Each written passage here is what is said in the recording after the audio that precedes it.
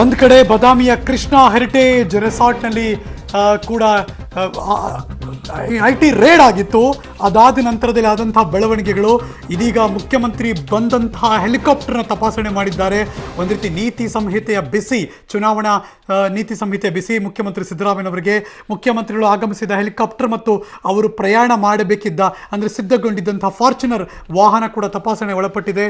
ಮಂಡ್ಯದ ಮಳವಳ್ಳಿ ಪಟ್ಟಣಕ್ಕೆ ಬಂದಂತಹ ಮುಖ್ಯಮಂತ್ರಿ ಸಿದ್ದರಾಮಯ್ಯನವರಿಗೆ IT ಅಧಿಕಾರಿಗಳು ಈ ಸಂದರ್ಭದಲ್ಲಿ ಚುನಾವಣಾ ನೀತಿ ಸಂಹಿತೆಯ ಬಿಸಿ, ಚುನಾವಣಾ ಅಧಿಕಾರಿಗಳು ಅವರ ಕಾರನ್ನು ಮತ್ತು ಹೆಲಿಕಾಪ್ಟರ್ನ ತಪಾಸಣೆಗೆ ಒಳಪಡಿಸಿದ್ದಾರೆ.